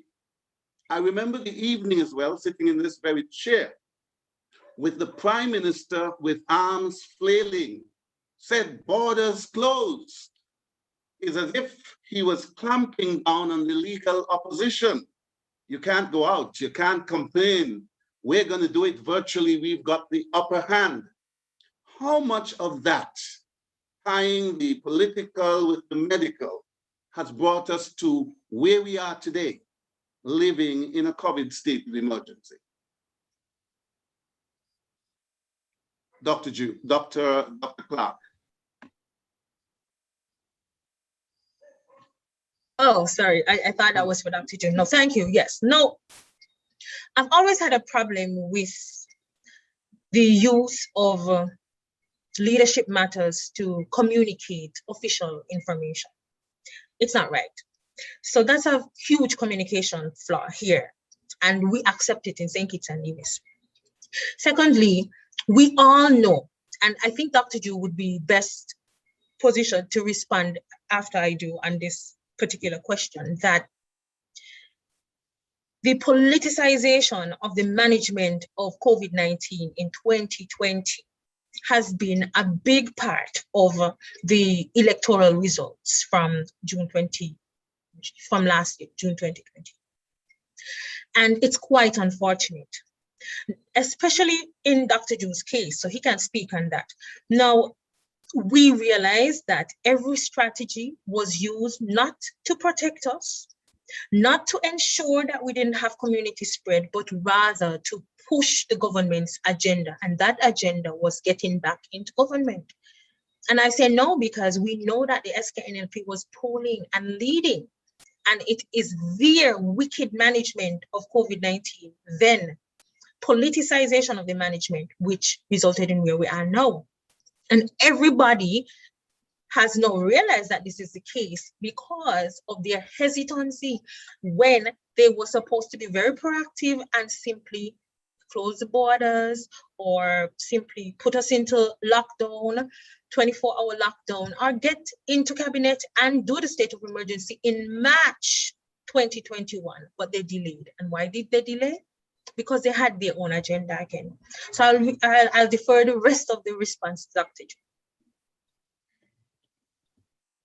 Right, very quickly, I think Dr. Clark really touched on it. I recognize from the beginning that COVID would have been used to get the government back into office. One, when they refused to have the opposition at the table or anybody from the opposition at the table. Secondly, when I brought in the test kits, and they had a big song and dance condemning me, dragging my name through the mud, just based on propaganda and innuendos. And the other thing, when they put in place a state of emergency, and they were actually asking for a year of a state of emergency without first even applying the Public Health Act. That is when I recognized that the state of emergency was going to be used as a means to suppress the opposition. And we met with the NEOC, and we said to them that this was unjust. And I remembered in that meeting, I said, the government was having big jam sessions at Marriott, and people from the NEOC said to me that they were not aware that the government was having activities at Marriott, political activities. And then it became crystal clear to me that it was used for political means.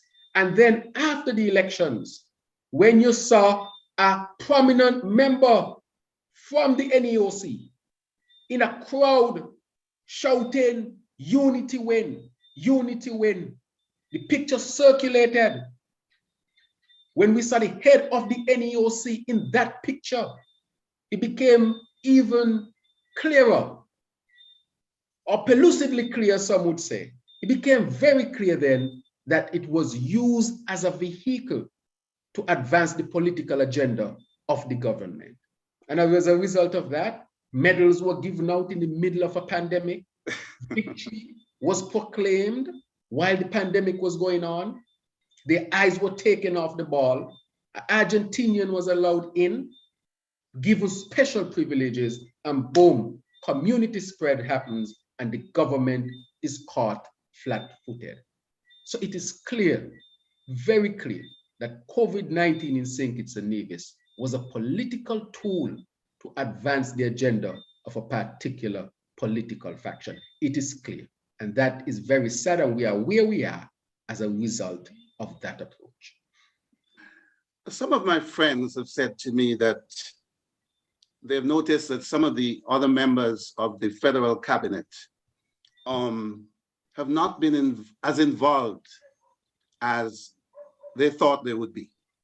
I've made the observation, for instance, that of all the leadership matters that we have had over the year, the Premier of Nevis has never and is the only government minister who has never appeared on Leadership Matters. Take Tuesday, for instance. We were all geared up for Leadership Matters when a notice came around that because the Prime Minister had been involved in running late with his CARICOM meetings, it had to be put off. And we're saying, well, couldn't the Deputy Prime Minister step in? He's been noticeably absent. Couldn't Lindsey Grant step in? Couldn't the Premier of Nevis step in? What's going on there? There seems to be a hogging of Leadership Matters as if to say, I'm the big head honcho around and nobody can challenge me.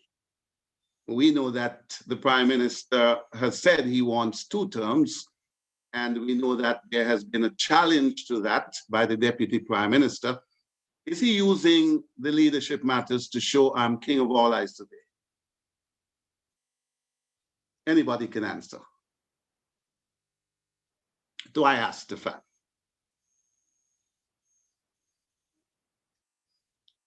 You there, Mr. Astafan? Yeah, I'm here, sir, very much so. As you were speaking, I was thinking that perhaps leadership didn't matter when it was time to announce the first death.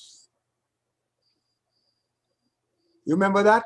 Yes, I remember that. Because it was the Minister of Health who was at the briefing, and I think they canceled Leadership Matters that week because it was the first death. And if you know the person who occupies the top spot in the government well, you will know that he does not like to be associated in voice or sight with bad news. So he stuck that on the young lady to be the one to announce the death. Now, he may come up with a legitimate reason, explanation for not having Leadership Matters that particular night or week. But unless I hear something that convinces me, I will think how I think about it. So, yeah, I agree with Dr. Clark. That is abused. It is actually a political forum for the parties in government to peddle their stuff. Just like the town halls they used to have every Tuesday, that, as far as I am told, were paid for by the taxpayers of the country. And I do agree with Doctors Drew and Clark that the COVID was used as an election tool in the last go around. But remember what I said earlier about tools.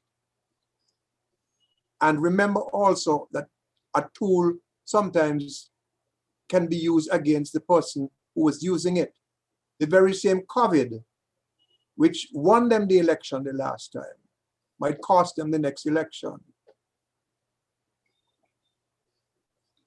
Glenroy, you're an educator. I want you to spare a moment for our students. For the second year running, they've been going through a very difficult time. They're partaking in overseas exams. What might they be going through?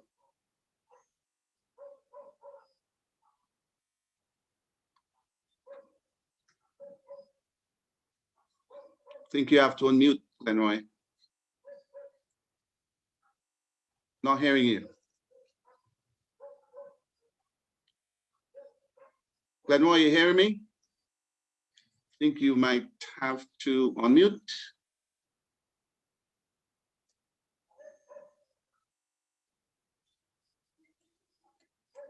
Okay. Not sure. Oh, Got you're you hearing now. me now? Yes, Mhm. yes. All right. It is a very trying and difficult time for students in our federation. And this has exposed the,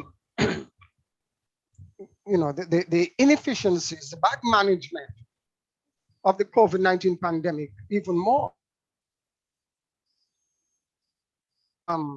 Labour Party administration had tremendous foresight when they introduced the laptop program, because they recognize that we live in a digital age And students must be outfitted with the required technology to deal with unforeseen circumstances in order to support the educational development.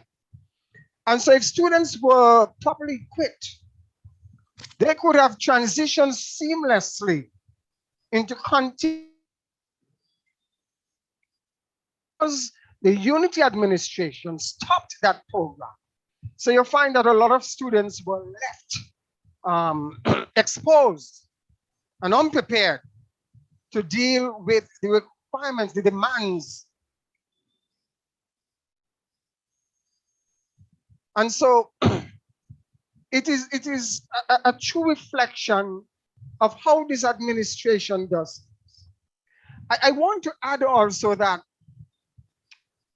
in 1975, January of 1975, when our first national hero nationalized our sugar lands and held that symbolic ceremony at Butlers, he invited the parliamentary opposition to be a part of that momentous and historic occasion. And so on that day, we demonstrated oneness of purpose. And so it is not too much to expect that with this COVID-19 pandemic, both government and opposition would have been on board. And so a lot of the problems that we're experiencing, those problems, if we truly had an all society approach. And so we are reaping the whirlwind that was created by the Unity administration.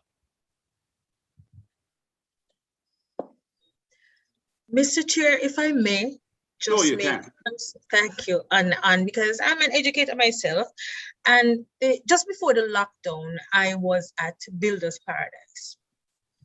And a parent was there, and this is a parent who is holding down 2 jobs, plus doing a weekend hustle at Builders Paradise. And she said to me, Dr. Clark, and I teach one of her students. I've taught 3 of her children, actually, 3 children in high school. And she said to me, my 5th former has a new schedule. He sleeps all day and he gets up to study. And when he gets up and he's hungry, he fries egg. And it's 4, 5 eggs. He's a big guy. He's a growing guy. And by morning, my house is empty and I have to restock. And I must restock because I want him to do well in CXCs. She said, you all don't have anything to give to parents to help them? And people will scoff and say, oh, why? But listen, yes, last year they provided school meals. They have not done anything to address the stigma attached to school meals. So even when people really need it, they won't take it. They do not know, as Dr. Drew and Mr. Blanchett have said, how to communicate, crisis communication. They do not know how to do it. And they have not provided anything to suggest that this is some support for parents currently. Parents who have to struggle to provide for their children. Do you know how many parents call asking, so you sure the school bus running this morning for doing that? Or, you know, my student is doing this exam, she's doing it privately, but she has to get on the bus. And a lot of little details are not being managed. And I don't blame the Ministry of Education. I blame the government. And I want to make that very clear. Crisis management starts at the top and they are failing. And our students are suffering. Our students are being neglected. 2nd year in a row.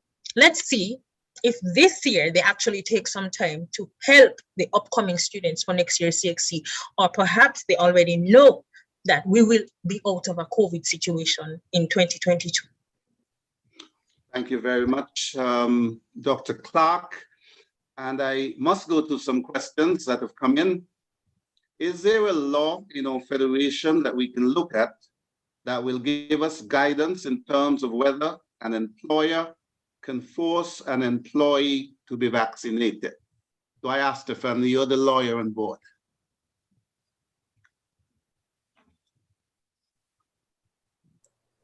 Well, firstly, Glenroy, my friend, Mr. Blanchett, refer to the Protection of Employment Act, and that would be relevant.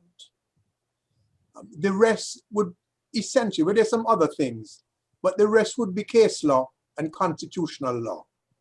And we got some of that yesterday in the panel discussion, particularly the debate between Dr. Barnett and the lady, Professor Antoine Bell. The number of cases you can refer to that deal with how far states of emergency or legislation on other things can go to make inroads into an individual's rights. This particular situation, you're not going to find any precedent on it. I haven't found any case law precedent. So it would have to be tested. So the short answer is you have some legislative stuff that can guide you, and you have some constitutional law, case law that can guide you. But we are really going into new territory right now, jurisprudentially. What I would say with respect to that, and I want to look at it from a medical perspective, ethics and moral, when it comes to medical practice, and what we practice in medicine says, do no harm, do no harm. And there is no medical practitioner who is following these principles and tenets that really hold up the medical profession that would agree with forced vaccination for two reasons. You cannot violate the human being by forcing into them something they don't want. That's one. So even if somebody were to come up with a law, let's say you have a dictator in a country who want to mandate his doctors to go against. But Dr. Drew, if I may, yes. The argument in the court would not so much be the forcing of the vaccination, but the termination of the employee as a result of his or her choice not to be vaccinated. That would be the legal argument. Right. So I'm going to get what you're saying is unimpeachable in legal argument. Right. So that would not be, that's not the thing that they're going to be discussing. Right. So I'm going to come on to the second one because I'm understanding it. I'm referring to it from a medical standpoint. Yes, I got you. Sure. Let's say and then the other one is that the vaccines, they are not approved. And that is why when the question arose in the United States about forced vaccination, the first thing that was said by the FDA is that the vaccines were not approved. And then the question was asked, can the FDA speed up the approval of the vaccines so that more measures can be taken?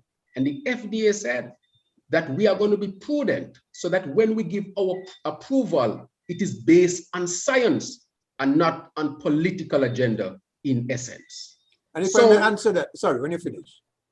Right. Go ahead, Doc. So, when you're done. So looking at those principles, those are the things, even from a medical perspective, with respect to this, that can have some issues. Because the question I would ask, if you said that there should be forced vaccination, if you have medical practitioners who would follow these basic principles, who would you get to carry out that order? Who would you get to carry out that order? So if you said to an employee, you go and get vaccinated, and the employee shows up and say, look, I do not want to be vaccinated. And they say that to a health practitioner, that health practitioner is obligated not to force the vaccination on that employee. So in that respect, but I do understand the wider question that Dwight is asking, but I'm speaking to it from a perspective of, looking at it from the medical healthcare responsibility aspect of it. That if somebody says to a healthcare worker, I do not want that, that healthcare worker should not violate that person's right. Yeah, and I don't think that would happen.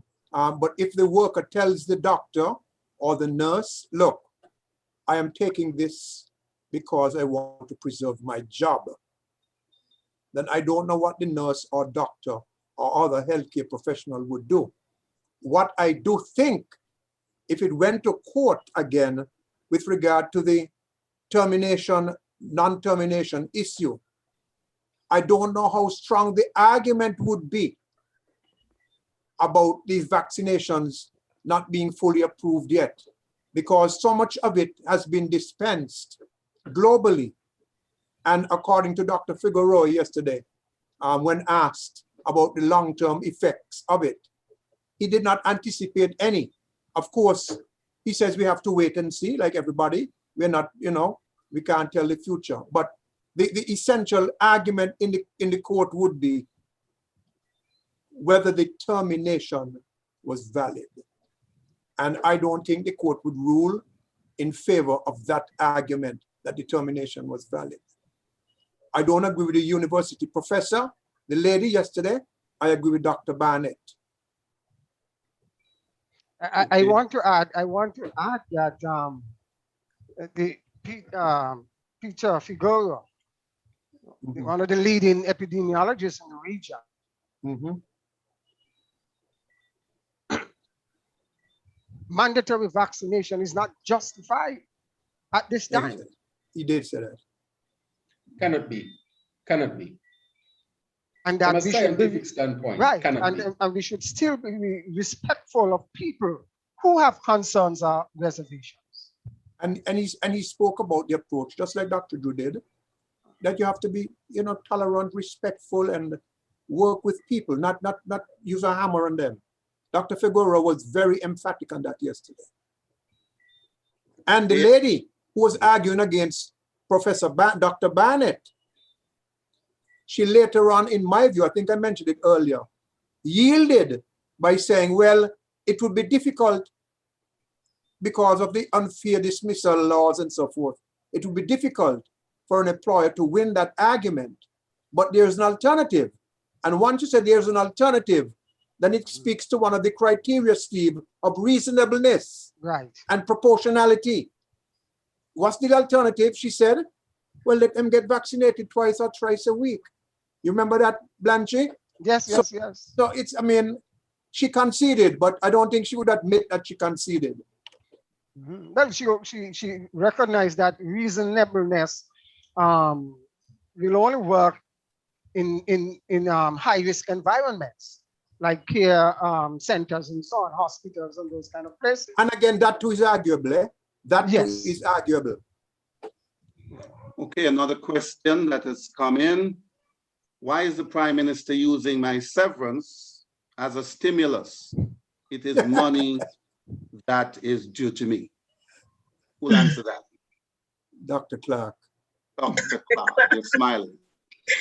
No, I'm smiling because it reminds me of what we have all said, the sentiments we've echoed this evening is, where is the planning and is this stimulus believable? When Dr. Douglas, their current obsession, said there are people waiting to be paid, the Minister of Labor said only 29 persons were waiting. Well, one person waiting is one person too many. When did the Minister of Labor say that? In cabinet, in parliament, only 29.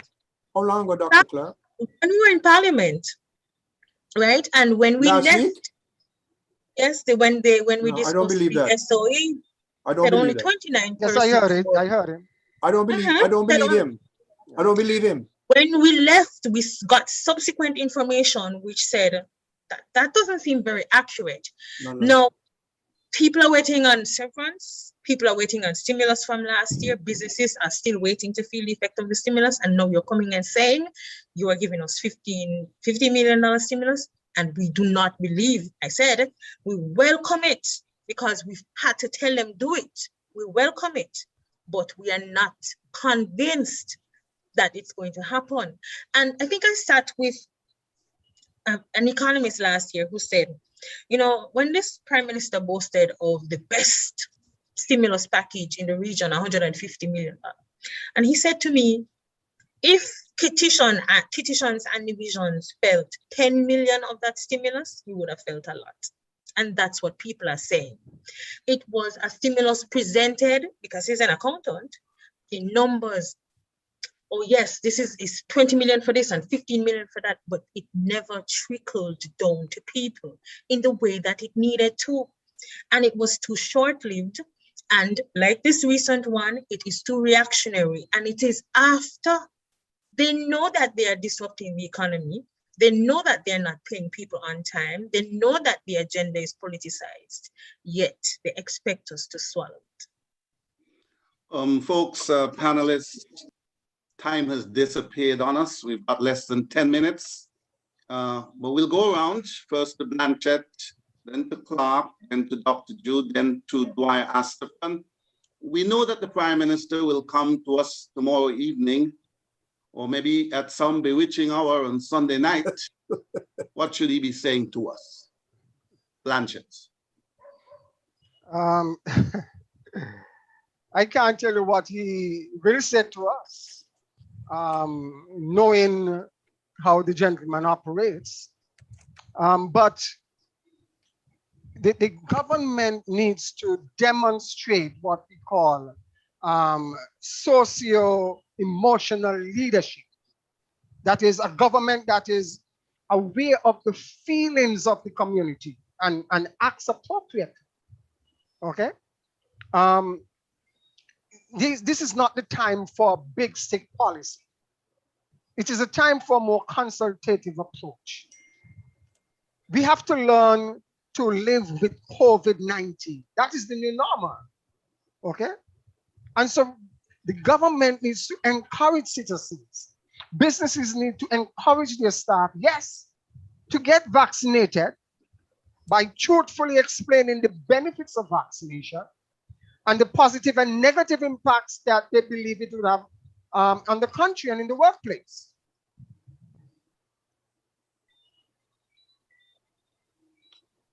There's no need to pressure people. All right.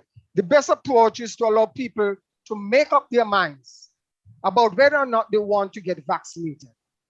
And that can be achieved through consultation, not mandatory vaccination policies. Thank you. Dr. Clark. Well, if I'm frank, when the Prime Minister addresses us on Sunday or tomorrow, he should really say, my fellow citizens, I resign, the end. But whatever he says, we know what we need to hear. And so this is what I'm going to say, and this is what should be echoed.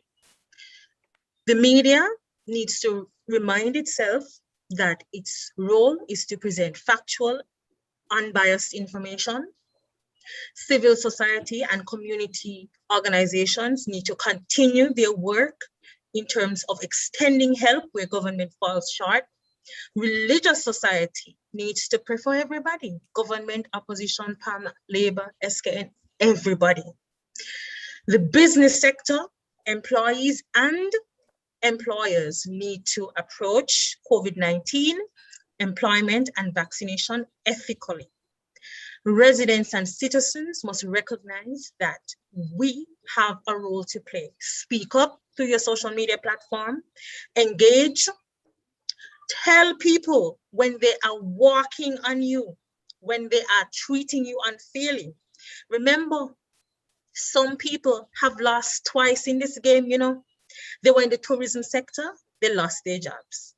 You know how many small businesses popped up selling food on the street, whether they were official or registered? And now for 4 weeks, they have been unable to do so. Twice, double whammy, while some of us still could eat bread and butter, bread and cream cheese, bread and anything. And so whatever the Prime Minister says, let him say it. But he needs to recognize that we need help. Dr. Jew? Yes, thank you. And these are the closing remarks, I presume, no? No, you'll have a minute after, 2 minutes after. Good. So I don't have anything to say to the Prime Minister. I don't even know what I would advise him to say. The Prime Minister listens to nobody but himself. And I wonder if that is why his press secretary would have resigned, because not even she possibly he was listening to. And so I hope what comes out of what he would say would be geared towards the people of St. Kitts-Nevis, to the mother who is at home cannot find Pampers for her child, to the mother who cannot find a laptop or a tablet on which the child can carry out their educational activities, to those who cannot find food, to those who are receiving bills and threats of their mortgage or their houses being put up for sale and stuff like that. I hope that his message will be one of compassion, one of care. What should drive any response at this point in time should be principles of compassion and principles of caring. If these are at the foundation of the response would be all-inclusive, coherent, and responsive to the needs of the people. That is what I hope I would see on. Do I ask Stefan? Well, the anxiety and trauma that people have been experiencing has, in my opinion, to a large extent been engineered.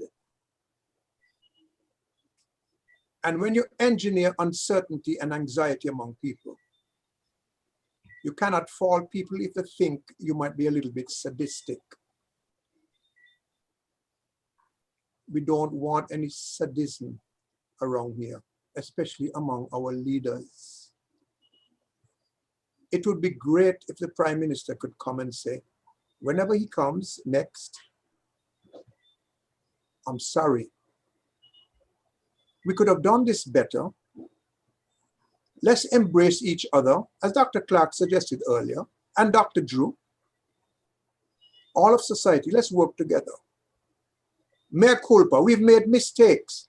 I, for one, would gain some respect for him and attach to him some credibility if he were to do that. But I don't expect any of that to happen, unfortunately. He will say, well, I'm going to do this, and you all have been behaving yourselves, so you're going to get this reward from Daddy, and we're not going to lock you down 24/7. Okay? And enjoy the $150 or whatever it is, and proceed accordingly until you hear from me again. That's what I anticipate. But I'll still keep praying. I can't promise you'll fast though. Thank you for that. We're just gone past 9 o'clock, so we'll have very quick closing statements. 2 minutes was stipulated, but if you can do it in 1, that might be even better. We're going to go in the reverse order. So Dr. Jew, you're going to go first, then Blanchett, then Astafan, and then the chairman of the St. Kitts-Nevis Labour Party, Dr. Terence Jew.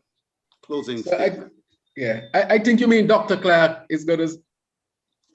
Yeah, we're going that way. Clark, Blanchett, Astafan, and then Jew. What is he trying to suggest? He keeps calling me Dr. Jew. I wonder why. 2 doctors in the house. Okay. All right, you're up. Right. So I maintain that we are only going to get through COVID-19 if everyone is involved. And this means private citizens, corporate society, civil society, community organizations, the church, the school. Everyone has to be involved. Everyone has to lend their voice. And as I said weeks ago, stop naming people, stop blaming people, stop shaming people. And right now, we need to include everyone. The reality is there is no post-COVID-19. There is no new normal. There is no normalizing anything. There is living with COVID-19. We have to ready ourselves for a new tourism industry. We have to ready ourselves for locally supplied food security. And we have to prioritize the education of our nation, the digital education of our nation. And never, ever forget that whether somebody sells food from a pot, Whether somebody does nails for a living, puts makeup on your face, does carpentry, tiling, cleaning, they matter. And unless and until we prioritize these small businesses, we will always fail the nation. Thank you and good evening. Blanchett? Yes, thank you. Jack, we've Yes. never experienced Oh. never experienced anything like this in the 21st century. And so it requires an unprecedented leadership. Unfortunately, the government is not learning from the management of this pandemic. What we are seeing played out before our eyes is pork barrel politics, which is a temporary measure. It's a stopgap measure.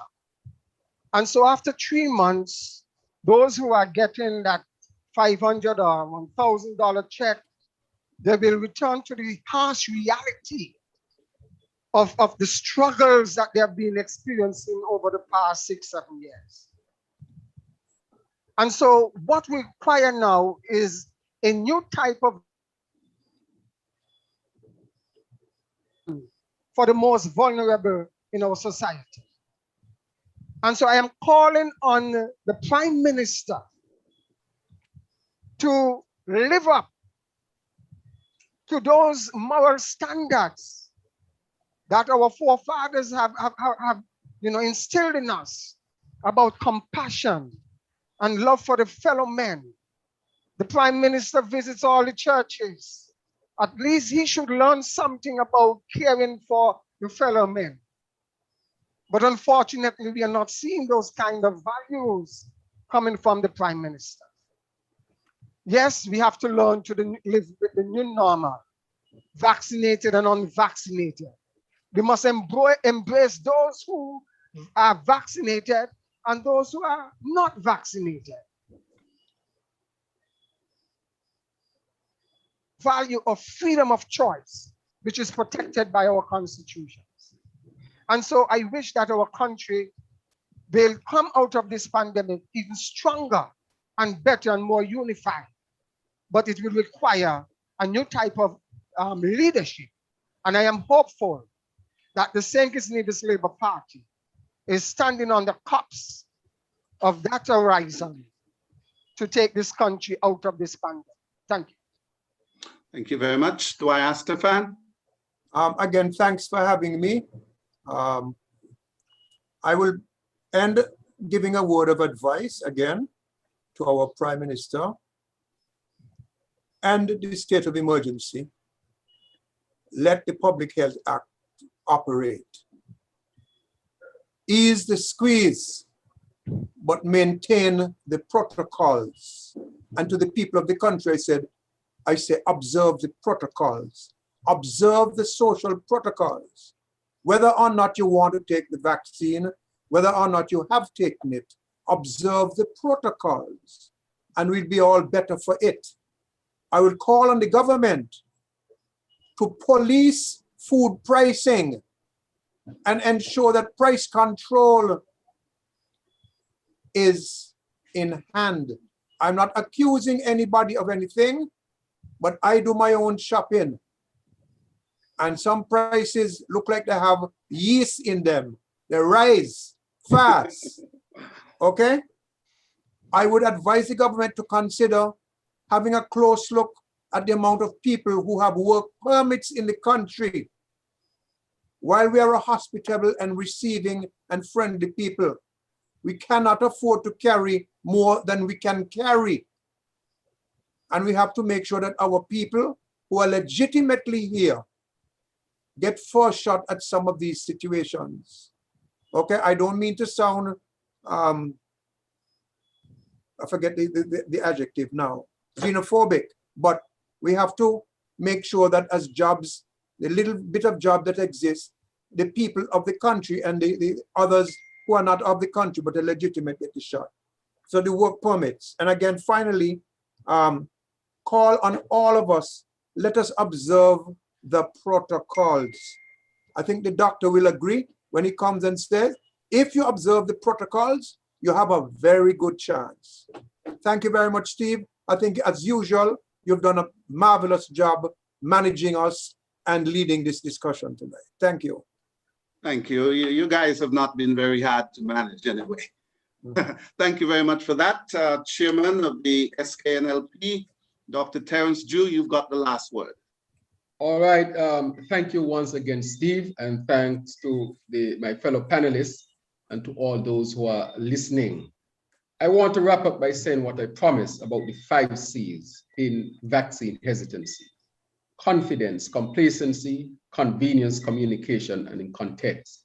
I want people to look at these and see how they apply to our present situation. I think that people have been duped to some extent into thinking that forced vaccination is the only solution to achieve what we want to achieve. I am saying that I hope we in the St. Kitts-Nevis Labour Party, we espouse principles on which crisis should be managed. And I think when Dr. Denzel Douglas was the Prime Minister in 2008, when there was an economic crisis, I think St. Kitts came out ahead. And number 1, I want to say that the principles should be compassion, should be care, should be love for your fellow man. We should guide ourselves by those principles in responding to this. And as Dr. Clark said, all hands should be on deck. We should care for our people. We should not divide our people into those who are vaxxed and those who are unvaxxed. Those type of discriminatory approaches never work. They divide countries, break down countries, and destroy countries. We are too good for that. We must seek unity among our people. And I use that word very, very carefully. We should seek that among all of our people if we are to deal with this scourge of COVID-19 effectively. And what I would like to say to our people finally is to observe the protocols as Dwyer would have said. And that means social distances. Make sure you eat properly.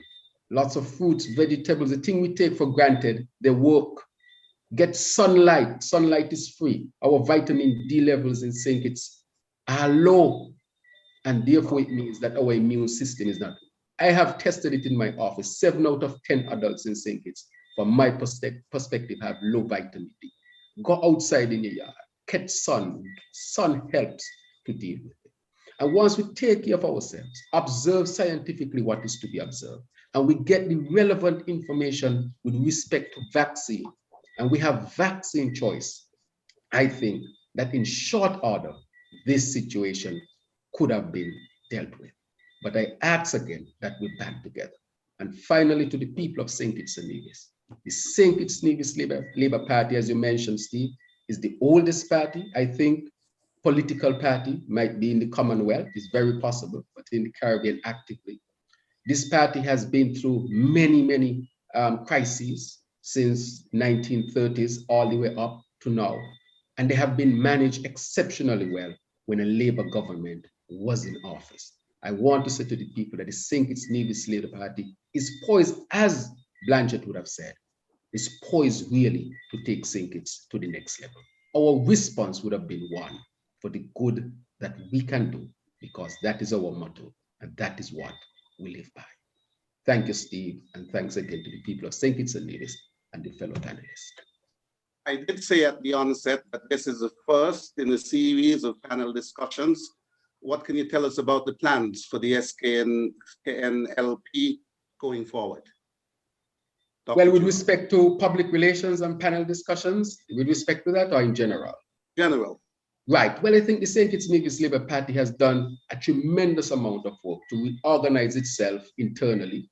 And what you are seeing now as we make this new thrust in our public relations is as a result of that hard and dedicated work. And the people of St. Kitts-Nevis will benefit. You will see the St. Kitts-Nevis Labour Party reaching out there as we normally do at the grassroots level, touching our people where they need to be touched. The St. Kitts-Nevis Labour Party will continue to carry a message of hope and prosperity for the future. We will put our plans out there so that people can be a part and parcel of it, so that there can be dialogue into where we should go as a people. But I say, Steve, all would not be revealed tonight. And I ask the people to stay in tune, stay in touch with the St. Kitts-Nevis Labour Party, because we are here for the people. I want to thank all four of you panelists. You've been outstanding. You've contributed very significantly to the last 2.25 hours. And it's been my absolute pleasure to interface with you. And of course, the people out there listening and watching. I apologize for not having taken as many questions as we might have, but it's been so enthralling interfacing with all of you. And since we are all in lockdown, since we're living in a COVID direction, I think it was 2 hours well spent as you try to steer us in the right direction. I want to thank the organizers, St. Kitts-Nevis Labour Party, of course, Jeffrey Hanley, who've interfaced with me, Marcella Liebert, Sandra Swanston, the technical people working behind the scenes. Very good job, as per usual. And I look forward to doing this sometime again in the future. It's been an absolute pleasure. And in the words of the great Robert Nesta Marley, who is sitting over the shoulder of Dr. Terence Dew, to all of you, one love. One love. One love. Good night. One love. Bye-bye.